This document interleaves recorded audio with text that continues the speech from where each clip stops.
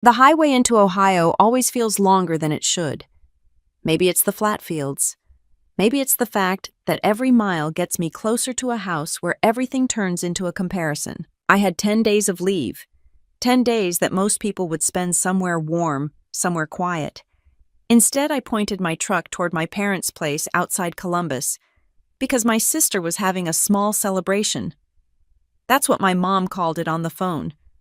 Small celebration. In our family, that usually means a scoreboard. I pulled into the driveway and saw 3 cars already parked along the curb. My sister's SUV was front and center, freshly washed. Of course it was. The porch lights were on, even though the sun hadn't fully set. Through the window, I could see people moving around in the kitchen. I sat in the truck for a second and checked the time. I was still in civilian clothes. Dress blues were hanging in the back just in case my mom insisted. She likes uniforms when they photograph well. Growing up, family gatherings weren't about catching up. They were performance reviews. My sister Brianna is 3 years older than me. She was the kid teachers loved. Straight A's, student council, scholarships. When she got into Ohio State, my parents threw a graduation party big enough to need rented chairs. When I enlisted at 19, my dad told people I was exploring options. Exploring options. That's how he described signing a 4-year contract with the United States Army. I stepped out of the truck and grabbed a small gift bag from the passenger seat. It had a bottle of wine and a simple card. Nothing dramatic. Brianna had just been given expanded project responsibilities at her company. My mom sounded proud when she explained it, even though she couldn't really describe what the promotion involved. "She's moving up fast," she said. "Corporate loves her." Corporate. That word carries weight in my house. Inside, the air smelled like baked pasta and scented candles. My mom hugged me quickly, careful not to mess up her hair. My dad gave me a nod from the living room remote in hand, even though the TV was muted. "Long drive?" he asked. "Not bad," I answered. He looked me over like he was assessing mileage. "Still down at Liberty. Fort Liberty, yeah." He nodded again, the way people do when they don't really know what that means. From the kitchen came Brianna's voice, loud and easy. She walked in holding her phone like it was part of her hand. She was dressed like she had just stepped out of a work photo shoot, blazer, fitted pants, heels she didn't need for a house party. "Madison," she said, smiling wide. "You made it." She hugged me with one arm. The other stayed wrapped around her phone. "Wouldn't miss it," I said. "That's sweet," she replied. "You're not deployed or anything important right now, right?" A small laugh followed it. Not cruel, not loud. Just enough. "Stateside," I said. "Good," she replied. "At least someone can show up." That was the first nudge of the night. Light, casual, meant to float by like a joke. A few of her coworkers were there, standing near the dining table. One of them asked what I did. "I'm an IT specialist in the Army," I said. He blinked. "Like, fixing computers?" "Among other things." Brianna stepped in before the silence could stretch. "She basically keeps things running. Army tech support." More laughter. Not aggressive. Just enough to land. I've learned in the Army that not every comment deserves energy. You save that for when it matters. Dinner was buffet style. My mom kept refilling plates like food could smooth over tension. My dad asked Brianna about her project timelines, her deadlines the size of her team. "Big responsibility," he said, impressed. "It is," she replied. "But I've always handled pressure well." She glanced at me when she said it. I chewed slowly and let it pass. Growing up, pressure in our house meant something specific. It meant winning. It meant being first. It meant having proof. When I struggled in high school math, my dad hired a tutor. When Brianna struggled in chemistry, he said she was just bored and needed a better class. When I brought home a B, I needed to push harder. When she brought home a B, the teacher must not have recognized her potential. By the time I left for basic training, I understood something clearly in this house. Success came with applause. Quiet competence didn't count. Basic training stripped a lot of that out of me. No one there cared about GPA. They cared about whether you could carry your weight and finish what you started. I wasn't the fastest. I wasn't the loudest. But I showed up. Every day. That kind of consistency doesn't photograph well at family parties. Back in the living room, Brianna clinked her glass lightly to get attention. "Okay, before dessert," she said. I just want to thank everyone for coming. It means a lot. This promotion didn't just happen. I've worked for it. My mom beamed. I'm officially managing integration timelines for one of our federal contracts, she continued. It's a big deal. My dad nodded like she'd just been sworn into office. That's impressive, one of her coworkers said. It is, Brianna agreed. Not everyone is cut out for corporate pressure. Her eyes flicked toward me again, quick and deliberate. A few people glanced in my direction. Some polite smiles. Some curiosity. I took a sip of water. My sister has always had a talent for making comparisons sound accidental. Like gravity just happened to pull them in. She walked over and stood beside me. You still in the same role, she asked, loud enough for others to hear. Different responsibilities now, I said. Oh, she replied, eyebrows raised. Moving up, there it was again. Light, casual. Just enough. Something like that. She smiled, but it didn't reach her eyes. Well, I'm glad you're doing something. I set my glass down on the table. Across the room, my dad laughed at something one of Brianna's coworkers said. My mom adjusted the centerpiece like it needed straightening. The evening hadn't peaked yet. It was just warming up. I stayed where I was instead of correcting her. That's something the Army taught me early, pick your battles. Not every comment deserves a response. Some people throw lines just to see if you'll swing. Brianna moved back toward the center of the room, already telling another story about a client call that ran late because no one else could handle it. Her voice carried. It always had. Growing up, she didn't just win things, she performed winning. In middle school, she got Student of the Month 3 times in 1 year. The certificate went on the fridge. When I made honor roll, it got a quick nod and a quiet good job. It wasn't that my parents ignored me. It's just that next to her, I always looked like the backup plan. At dinner one night when we were teenagers, my dad asked Brianna what she wanted to study in college. Business, she said confidently. Corporate strategy. He leaned back like she'd just announced she was running for Congress. That's smart. That's where the real money is. Then he turned to me. What about you? I told him I liked computers. Networking, hardware, fixing things. He frowned like I'd said I wanted to collect rocks for a living. That's fine as a hobby, he replied. But you need something stable. Stable. I remember sitting there thinking I liked stability too. Just not the kind that came with a corner office and a glass door. By senior year of high school, Brianna had college acceptance letters stacked on her desk. Scholarships. Plans. My guidance counselor asked if I'd considered ROTC. I hadn't. The idea of serving had always been in the back of my mind, but I never said it out loud. When I finally did, the reaction wasn't dramatic. It was worse. You're enlisting, my mom asked, like I'd chosen something reckless. It's a good path, I said. Training, benefits, structure. My dad rubbed his forehead. You sure this isn't just because college feels hard right now? That was the assumption. If you didn't follow the traditional route, you must not have been capable. I signed my contract anyway. Basic training was the first place in my life where nobody cared who my sister was. Nobody asked about her GPA. Nobody compared us.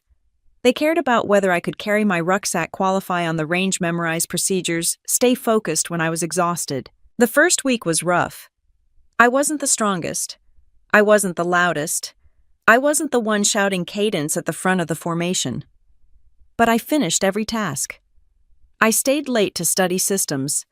I volunteered for extra practice on equipment setup. One night after lights out, a drill sergeant stopped by my bunk. You're quiet, he said. Yes, drill sergeant. That's fine. Just don't confuse quiet with invisible. That stuck. Back at the party, Brianna was explaining her new responsibilities to her boss, Daniel Mercer. Mid-40s, clean haircut. The kind of guy who looked comfortable in a suit without trying too hard. He listened more than he talked. That integration timeline was a mess before I took over, she said. Now it's finally organized. Good, he replied calmly. She thrived on praise. You could see it. It fueled her. I watched them from across the room, remembering the first time I came home on leave after AIT. I'd been assigned 25B Information Technology Specialist. I was proud of it. Technical training wasn't easy. It required certifications exams, actual competence. At dinner that night, my mom asked what I did now. I manage and troubleshoot network systems, I said. So you fix computers, Brianna cut in. It's more than that. Sure, she replied, smiling. But basically, that word again. Basically, it shrinks things. Over the years, the pattern never changed. When she landed her first job at the defense contractor, my parents threw another party. When I made specialist, it was a quick congratulations over speakerphone. When I deployed to Kuwait for a logistics support rotation, my mom told neighbors I was helping with computers overseas. She said it like I was babysitting laptops. The truth is, I didn't always feel confident in uniform either. Around year 3, I hit a wall. I'd received a counseling statement for a sloppy briefing. I rushed through it. I doubted myself. I wondered if my dad had been right if I'd chosen the Army because I couldn't handle anything else. Instead of quitting, I fixed it. I practiced presenting. I asked for feedback. I stayed late reviewing procedures until I knew them cold. That year, I was promoted to sergeant. No one at home really understood what that meant. Back in the living room, Brianna was laughing at something one of her coworkers said. My dad was leaning in asking questions about revenue growth. My mom refilled glasses like she was hosting a fundraiser. I moved toward the hallway to grab some air. The noise dulled slightly. On the wall near the staircase hung framed photos, graduations, vacations, family Christmas cards. Brianna front and center in most of them. Me in uniform and a couple cropped slightly tighter than the others, like the frame wasn't sure what to do with it. Footsteps approached behind me. You doing okay? Brianna asked. Yeah. She crossed her arms. You've always been hard to read. That's not a bad thing. She studied me for a second. You know, Madison, I push you because I don't want you settling. I'm not settling. She gave a small laugh. Sure, if that's what you call it. Her phone buzzed. She glanced at it and smiled immediately. That's Daniel, she said. He wants to go over some numbers before he leaves. Of course he did. She straightened her blazer and headed back toward the living room, already back in performance mode. I followed a few steps behind the hum of conversation rising again as we re-entered the room, and this time more people were watching. I took a spot near the edge of the room instead of squeezing into the circle forming around Brianna and her boss. She had her phone out again, showing Daniel something on the screen. Probably a dashboard. Probably color-coded. That's the thing about corporate culture. It looks impressive from 6 feet away. Charts, timelines, words like integration and scalability. My family loves those words. When I enlisted, they loved words too, just different ones. Fallback plan. Temporary. Experience. I signed my contract 2 weeks after high school graduation. No dramatic announcement. No speech. Just paperwork and a recruiter who walked me through benefits training pipeline and the job list. I chose 25B because it was practical. Networking servers, cybersecurity basics. Real systems. Real consequences if you mess up. It wasn't glamorous, but it was solid. You don't get a redo if you misconfigure something tied to operational support. The morning I shipped out, my mom cried at the airport. My dad shook my hand like I was starting a landscaping job. You can always come back and do community college, he told me. This doesn't have to be forever. That line stuck with me more than the tears. Basic training didn't care about forever. It cared about now. Can you run? Can you follow instructions? Can you stay steady when someone's yelling in your face? I wasn't the recruit that got singled out for awards. I also wasn't the one falling behind. I found my rhythm. Do the work. Keep your mouth shut. Improve every week. When I graduated and moved on to AIT, I finally got into the technical side. Routers, switches, network architecture. I liked the logic of it. Systems either worked or they didn't. No guessing.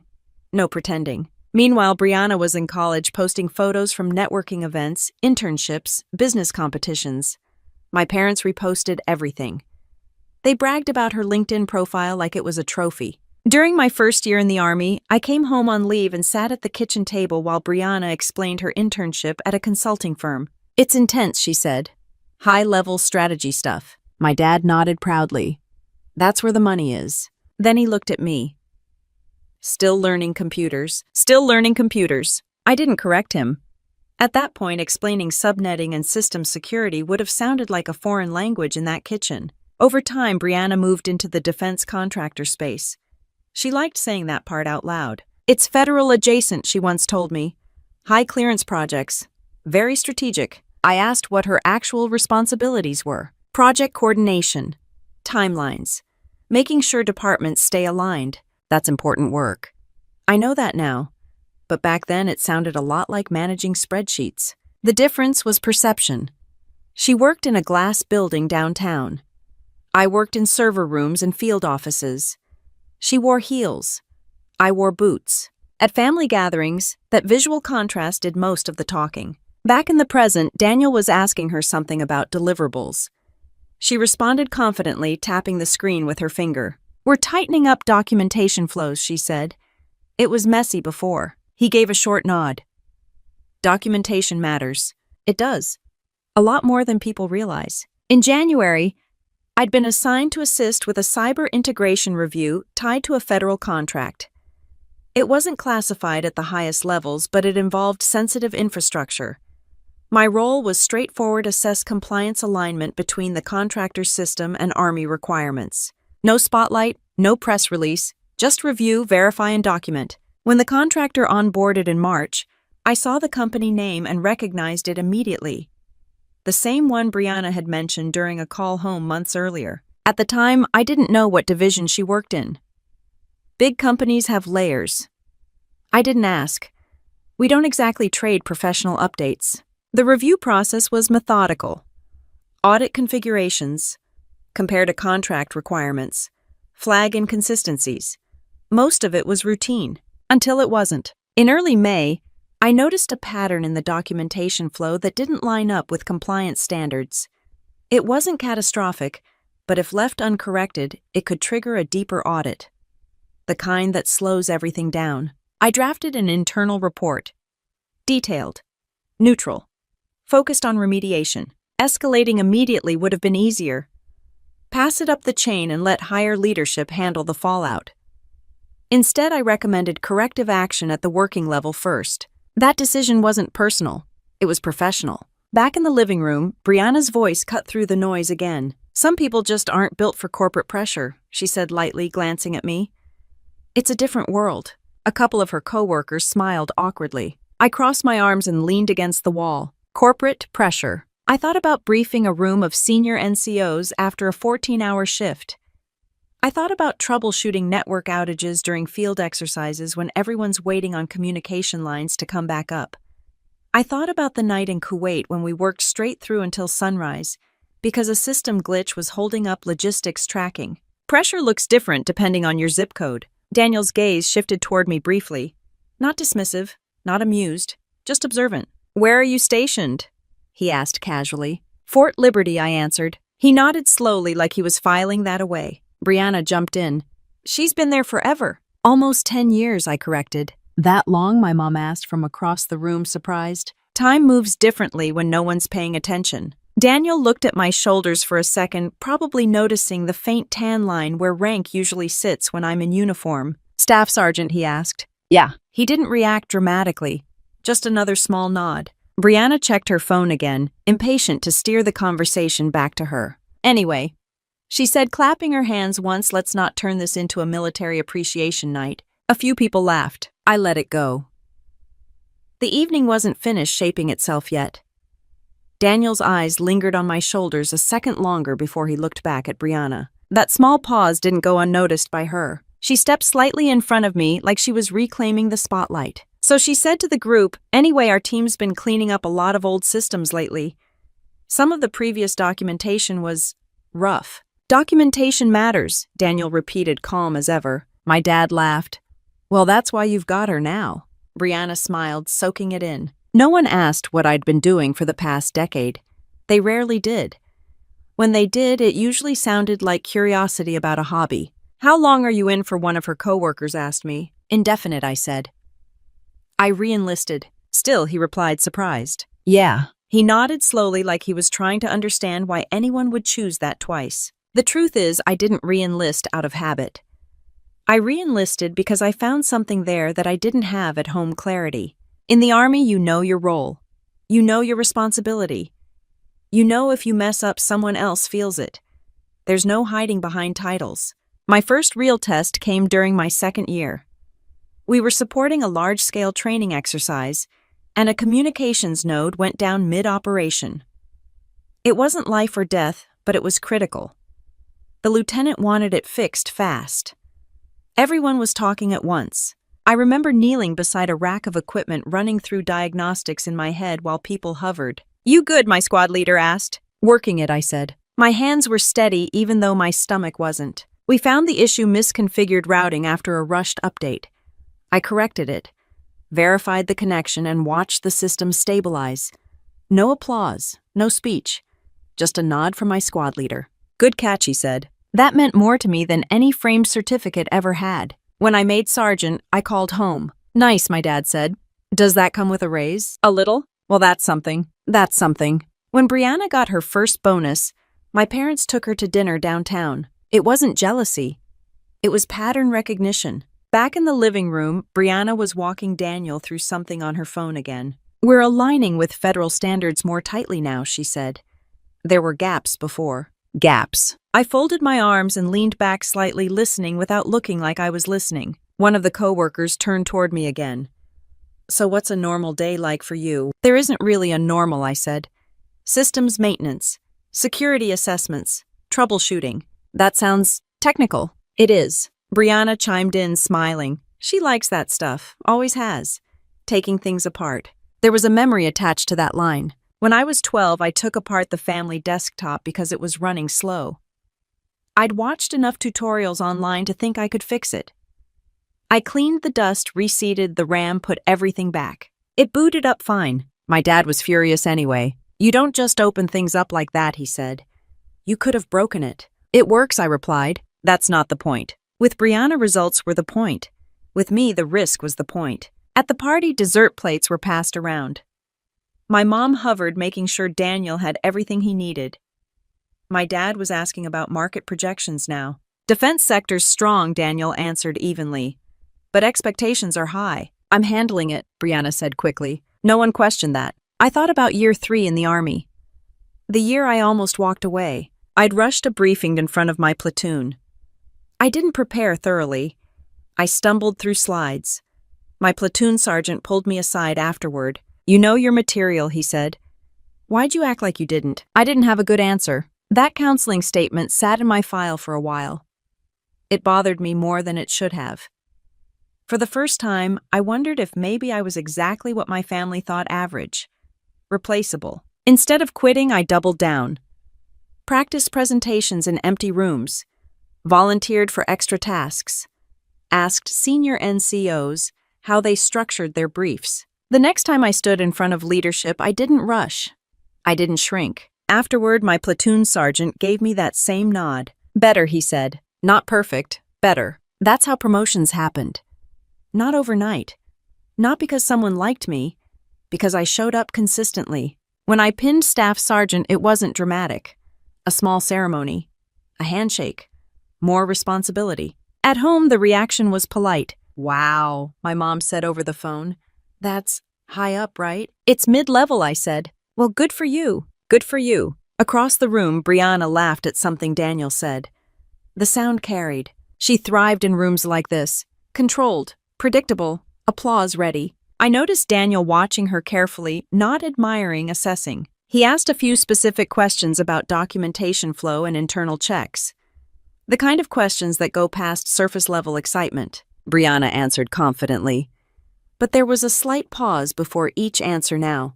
"You've tightened compliance review," he asked. "Yes," she replied. "We're much more aligned." Aligned. The word hung there. He glanced toward me again, just briefly. I didn't move. Growing up, I was the quiet one in the background of every group photo. In uniform, I wasn't background. I was accountable. The contrast had never been clearer than it was standing in that living room. My dad raised his glass again. To Brianna, the one who made it. Everyone clinked glasses. I lifted mine too. Calm, steady, exactly where I needed to be. I set my glass down before anyone noticed I hadn't actually taken a sip. Brianna was glowing under the attention, and Daniel stood beside her with that steady, unreadable expression.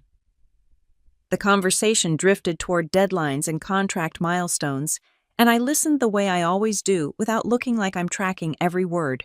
January had started like any other month.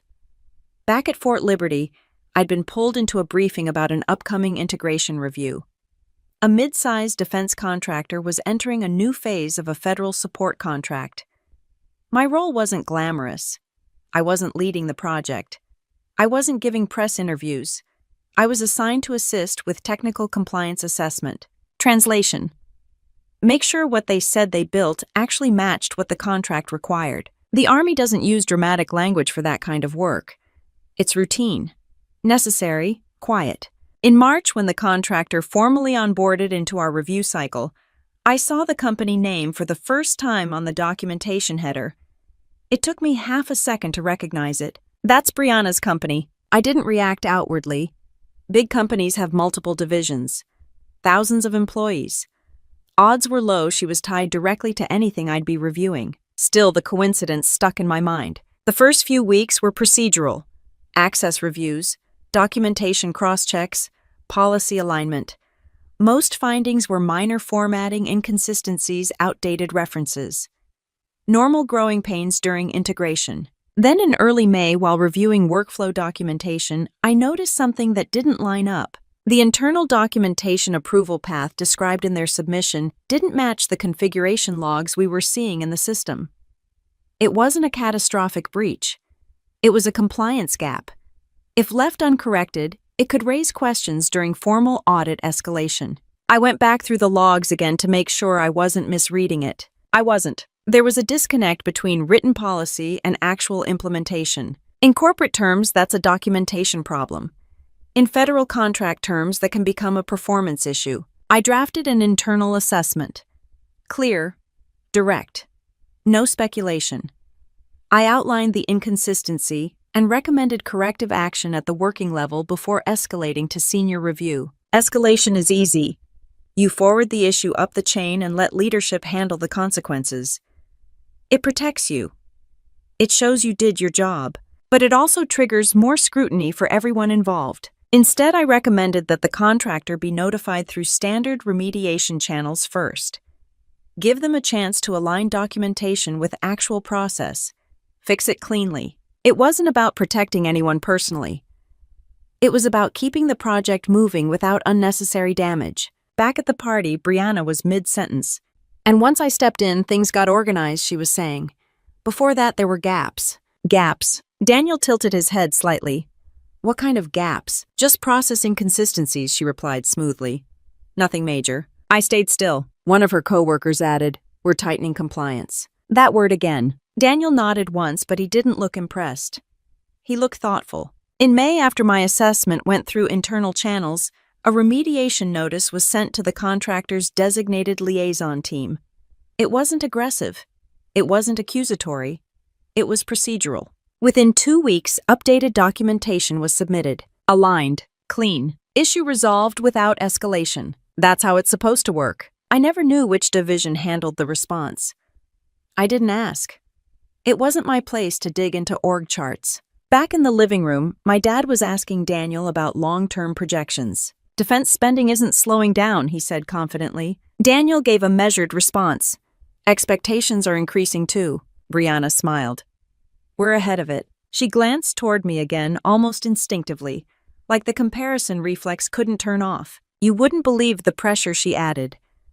Corporate accountability is intense. I almost laughed at that, but kept my face neutral. Pressure is sitting in a windowless room reviewing line-by-line compliance requirements, knowing that if you miss something, it doesn't just affect revenue, it affects operational readiness. Pressure is understanding that documentation isn't paperwork, it's proof. Daniel shifted his weight slightly and looked at me. How long have you been in IT, he asked. Almost 10 years, I said. Same specialty the whole time. Started technical. Moved into more assessment work recently. He nodded slowly like he was connecting dots internally. Brianna waved a hand lightly. She's always been good with systems. Just a different track. Different track. That was accurate. Corporate track gets applause and performance bonuses. Military track gets responsibility and quiet accountability. Neither is easy, but they are not the same. Daniel's expression didn't change, but there was a faint recognition there. Not admiration, not surprise. Recognition. You've done integration assessments, he asked. Yes. For federal contracts, yes. The room grew just a little quieter. though most people probably didn't notice. Brianna jumped in quickly. Oh, that's cool. Small world. Small world. Maybe. Or maybe systems are smaller than people think. Daniel glanced toward the dining table where his phone rested. Documentation alignment can make or break a review, he said evenly. It can, I agreed. There was no tension in my voice, no challenge, just agreement. Brianna looked between us, the smile still there, but slightly tighter now. The music in the background had shifted to something softer. My mom was stacking plates in the kitchen. My dad was mid-story about one of his old cases from years ago. Normal party noise. Daniel looked at me again, this time with a longer pause. Interesting, he said quietly. I met his gaze and didn't look away. I held his gaze for a second longer, then looked away first. Not because I felt small, because I didn't need to turn it into a moment.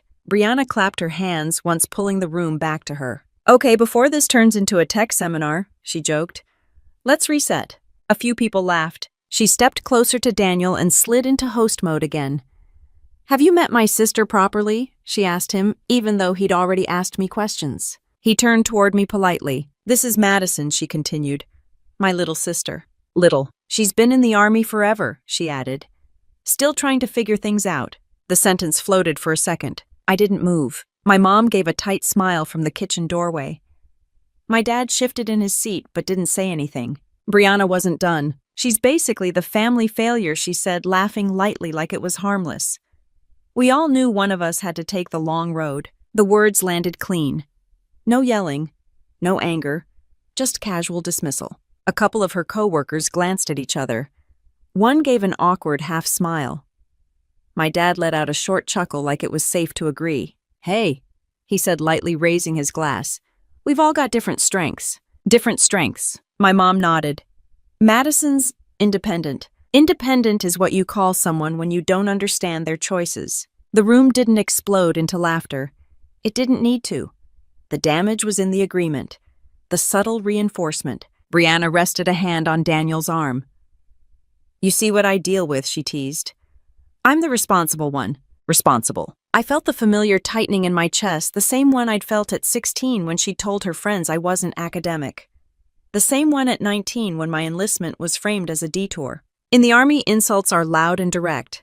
In my family, they come dressed as jokes. Daniel didn't laugh. He didn't rush to defend me either. He just watched. His eyes moved from Brianna to my dad, then to my mom, then back to me. Quiet. That silence shifted the air slightly. Brianna filled it quickly.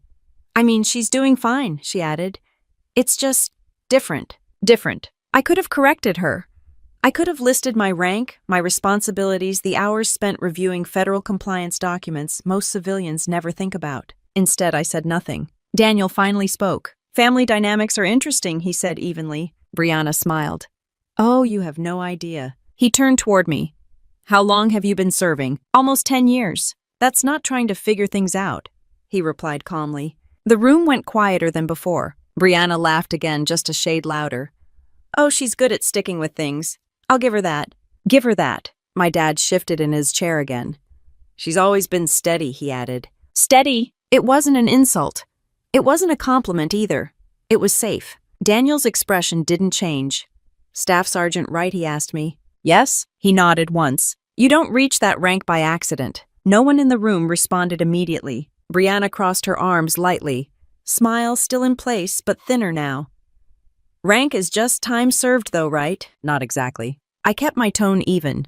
Time and evaluation. Daniel's eyes stayed on me. Evaluation, he repeated. He glanced toward the dining table, where his phone rested, then back at Brianna. You mentioned you're managing integration timelines, he said to her. Yes, she replied quickly. For one of our federal contracts. Which division? Systems integration. He nodded slowly. And documentation flow is tight now. Much better, she answered. His gaze flicked to me again. Compliance alignment is rarely exciting, he said. But it matters. It does, I replied. Brianna's smile faded just slightly. One of her coworkers cleared his throat. We had a review cycle recently, he said casually. It was intense.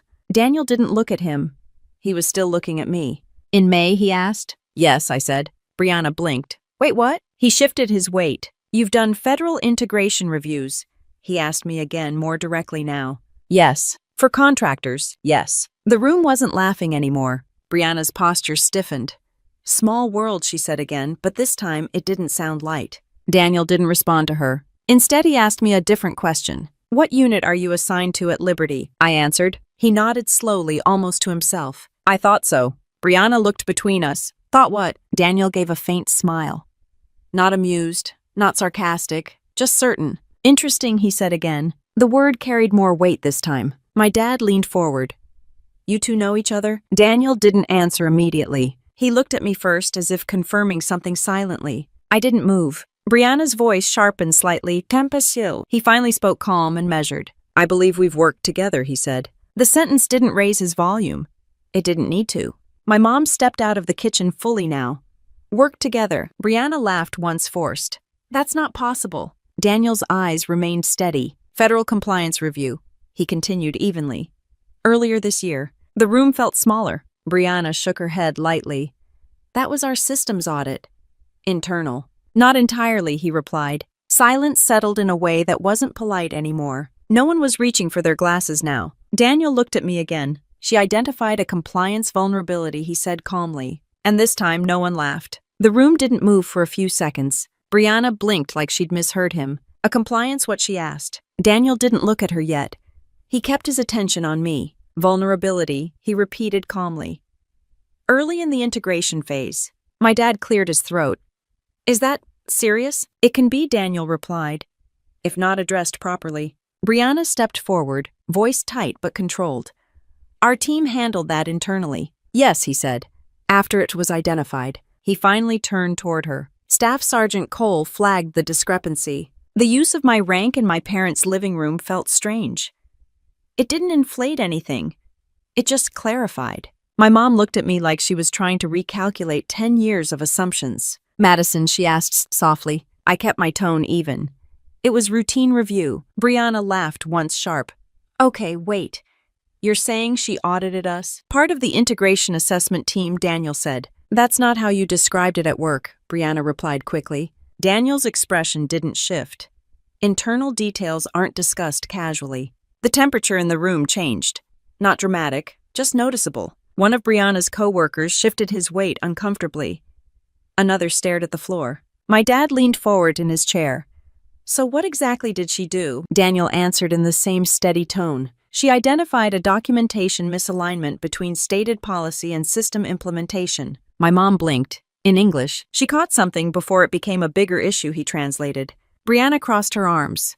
That was a minor formatting issue. Daniel looked at her, then back at me. It wasn't formatting. Silence again. I didn't jump in. I didn't correct her. I didn't defend myself. Daniel continued, not accusatory, just factual. If the documentation had gone to escalation in that state, it would have triggered a formal review cycle. My dad frowned. Which means delays, increased oversight, possibly reputational concerns. No one reached for their drinks now. Brianna's voice lost some of its shine. But we fixed it. Yes, Daniel said. After remediation guidance. My mom looked at me again. You wrote that. I submitted the assessment, I answered. Why didn't you say anything, she asked. I shrugged lightly. It was work. That answer hung there longer than it should have. For 10 years, I'd come home on leave and answered questions in simplified versions. I fix networks. I manage systems. I do IT stuff. I never said I evaluate compliance on federal contracts. I never said my reports carry weight beyond a help desk ticket. Brianna's eyes narrowed slightly. You're making this sound dramatic. Daniel shook his head once. It wasn't dramatic. It was thorough. The difference mattered. My dad leaned back slowly. So she helped your company. Daniel answered without hesitation. She protected the integrity of the integration phase. That sentence landed differently than anything else he'd said. Protected. Not assisted. Not observed. Protected. Brianna let out a short breath. Okay, but that's her job. That's not personal. No, Daniel agreed. That's professional. He glanced at me again. And professional work speaks for itself. My mom stepped closer, hands clasped in front of her. I didn't realize you were doing that level of work. I don't usually discuss projects, I said. Because of clearance, Daniel asked. Yes. Brianna looked between us, frustration creeping into her expression. So you've just been sitting on this, she asked. It wasn't a secret, I replied. It just wasn't a story. In the Army, you don't announce every evaluation. You complete it and move on. Daniel walked towards the dining table and picked up his phone. He didn't unlock it. He just held it loosely. When we reviewed the remediation report, he said addressing the room, the recommendation was to resolve collaboratively instead of escalating immediately. He looked directly at me. That decision mattered. Brianna's jaw tightened. Are you implying we would have failed? I'm saying the early identification allowed us to correct without external audit pressure. The co-worker who had spoken earlier shifted again. It was a tight window, he admitted quietly. Brianna shot him a look. Daniel's voice remained level. Good integration work isn't flashy. It's precise. He paused. Staff Sergeant Cole's assessment was precise. My dad stared at me now, like he was seeing a version he hadn't been briefed on. All this time, he muttered. I didn't respond to that. Brianna straightened her posture again, trying to regain footing. Fine, she said. So she caught something. That doesn't mean she's running projects. No, Daniel agreed. It means she understands systems deeply. That distinction cut differently. Brianna opened her mouth, then closed it. Daniel continued, still calm. And understanding systems is what keeps projects from collapsing under pressure. The room felt smaller again, but not in the same way as before. This wasn't humiliation. This was recalibration. My mom looked at me, eyes slightly glassy. Why didn't you ever explain your job like that? I gave a small shrug.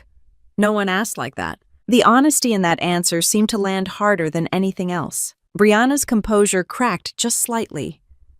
So what now? She's the hero of the evening. No one said that, Daniel replied. He glanced around the room, then back at Brianna. But the word failure doesn't apply here. The sentence was quiet. Controlled. Final, without being loud. No one challenged it. And for the first time that night, the silence felt different. No one rushed to fill the silence this time. Brianna shifted her weight arms, still crossed, but her posture had lost some of its polish. That's a little dramatic, she said finally.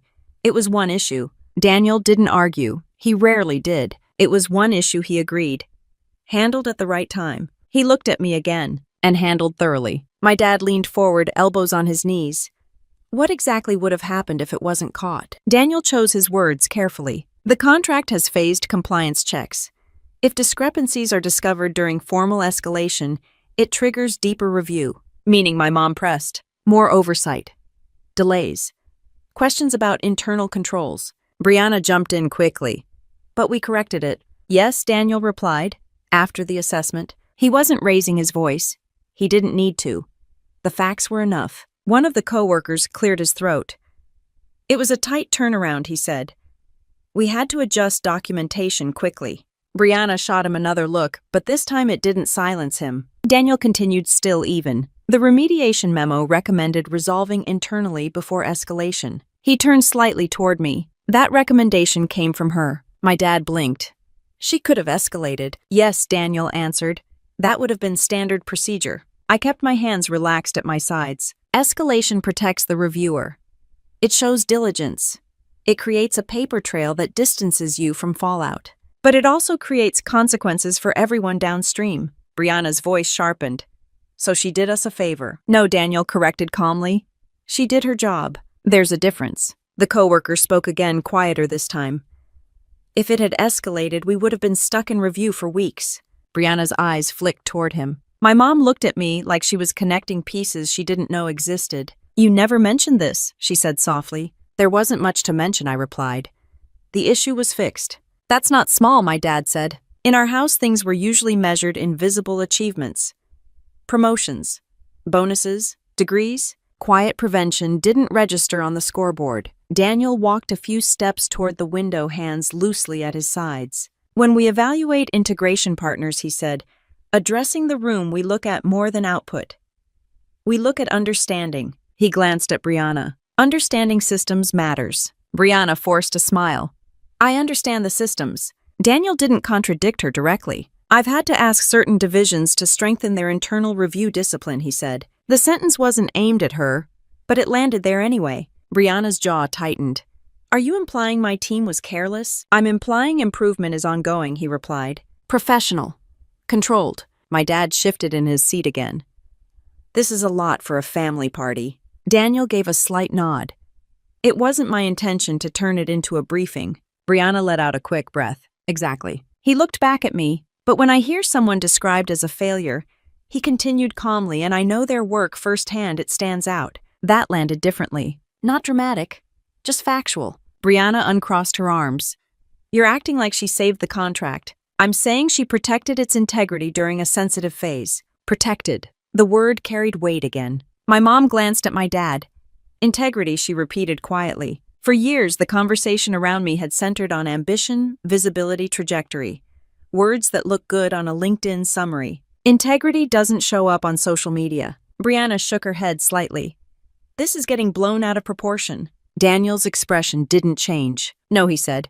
It's being clarified. He reached into his pocket and pulled out his phone. He didn't wave it around or show anyone documents.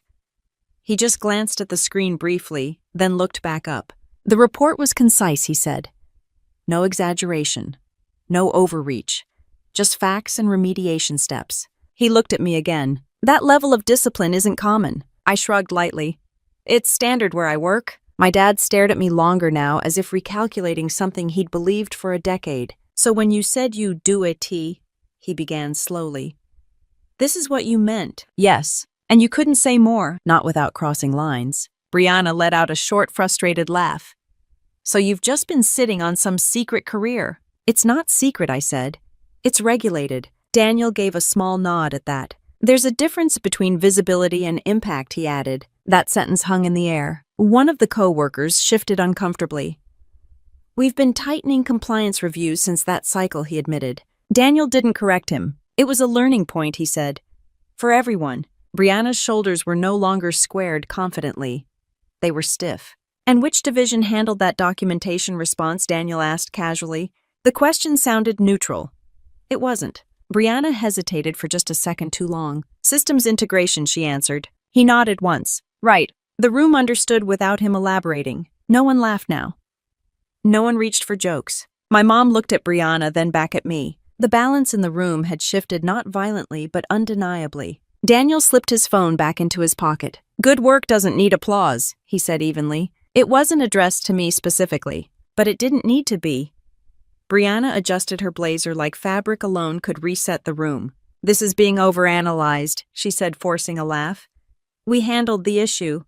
That's what matters. Daniel didn't disagree. You did, he said. After it was identified, the distinction lingered. My dad rubbed his hands together slowly. So you're saying her team missed something? Daniel chose precision over drama. I'm saying the initial documentation flow didn't fully align with implementation. That sounds like corporate wording for a mistake, my dad muttered. Brianna's eyes snapped toward him. Every project has minor misalignments. Correct, Daniel replied. The question is how they're addressed. He turned slightly toward me. In this case, the assessment recommended collaborative correction rather than formal escalation. My mom looked confused. Escalation sounds bad. It can be disruptive, Daniel answered. He didn't mention penalties. He didn't mention reputational impact. He didn't need to. One of Brianna's co-workers shifted his weight again. If it had escalated, it would have drawn outside review, he admitted quietly. Brianna's jaw tightened. It didn't escalate. No, Daniel agreed calmly. It didn't. He paused just long enough for the room to settle. Because the assessment was disciplined and proportionate. Disciplined. That word fit better than anything else he'd said so far. Brianna folded her arms again, but this time it looked defensive instead of confident. So what, she said. She writes reports. That doesn't mean she runs operations. Daniel didn't raise his voice. Operations fail without accurate assessment. My dad let out a low whistle under his breath. The coworker who had been speaking earlier glanced at Brianna, then at Daniel. We had to revise our internal review protocol after that cycle, he said carefully. Brianna shot him another warning look. Daniel ignored it. Continuous improvement is part of growth, he said evenly. He looked directly at Brianna now. There were response delays in your division's documentation chain. That was the first time the spotlight shifted clearly. Brianna straightened. That was a team issue. It was a leadership issue, Daniel replied calmly. The room went still again. My mom took a small step backward, like she wasn't sure where to stand anymore. You didn't mention that, my dad said to Brianna. It was internal, she replied quickly. Every team has growing pains. Daniel nodded slightly. Correct, he said. Which is why we review. He looked at me briefly. External assessments help identify blind spots. Blind spots. Brianna's composure cracked for a second. You're making it sound like we were incompetent. I'm saying the review highlighted areas to strengthen, Daniel said. Professional, controlled, direct. One of the co-workers cleared his throat again. We adjusted our compliance sign-off chain after that. Brianna looked at him like she couldn't believe he was still talking. Daniel's tone never shifted. That adjustment improved documentation discipline. He glanced at my parents. The assessment wasn't dramatic, he said. It was necessary. My dad stared at me like he was recalculating a decade's worth of dinner conversations. All this time he murmured again, softer now. Brianna stepped forward slightly. You're not seriously crediting her for our internal changes. Daniel met her eyes. She identified the gap. The simplicity of the statement cut through any attempt to reframe it. And he added calmly, she recommended resolving it without escalating beyond our control. My mom blinked. So she could have... What? Reported it higher. Yes, Daniel answered. Why didn't you? My dad asked me. Because the issue could be corrected at working level, I replied. Escalation would have slowed everyone down. Brianna let out a sharp breath. So you're saying you protected us? No, I said evenly. I followed procedure. Daniel nodded once. Procedure with discretion, he added. The room felt smaller, but not because of embarrassment, because perspective had shifted. For years, the narrative had been simple. Brianna built. I followed orders. Now that story didn't fit cleanly anymore. Brianna crossed her arms again, this time hugging herself slightly. So what happens now? She asked Daniel. Tone clipped. Internally, he replied. We continue refining processes. And my division, we strengthen documentation oversight. It wasn't a threat. It was an assessment. My dad looked between the two of them. That sounds serious. It's professional, Daniel corrected. He turned toward me once more. When you hear someone described as a failure, he said calmly, and you know they prevented a formal compliance escalation, it stands out. The sentence landed with finality, even though his tone never rose. No one laughed. No one deflected. My mom's voice softened.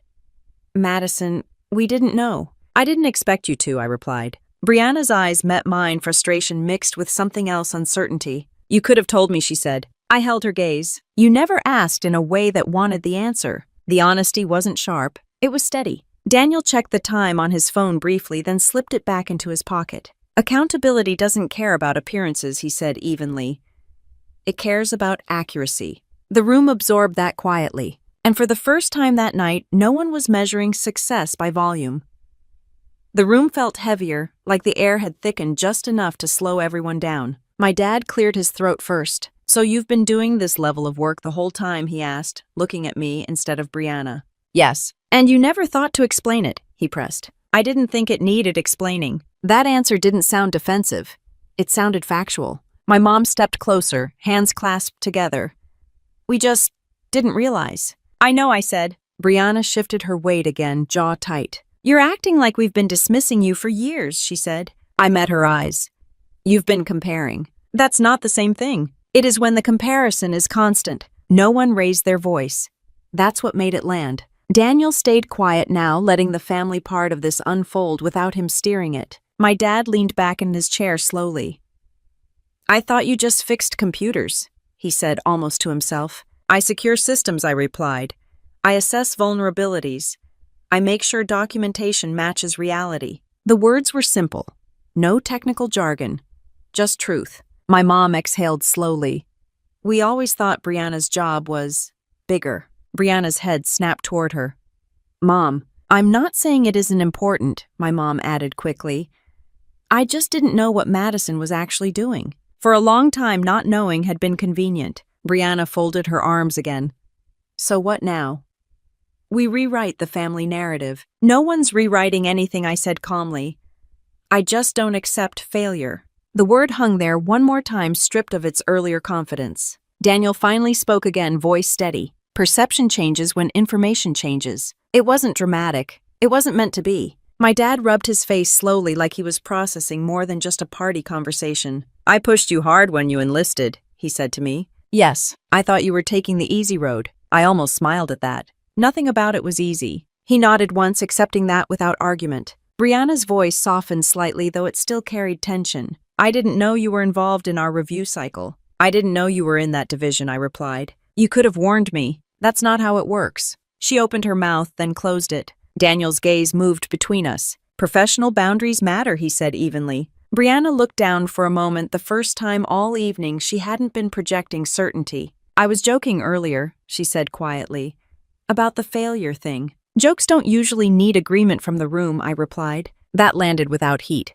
My mom's eyes were glossy now, not dramatic tears, just the kind that come from realizing something too late. We shouldn't have laughed, she admitted. My dad nodded slowly. Silence followed, but it wasn't sharp this time.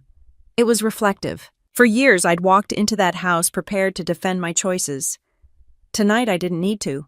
Daniel checked his watch lightly. I should head out, he said. My mom moved automatically toward the door.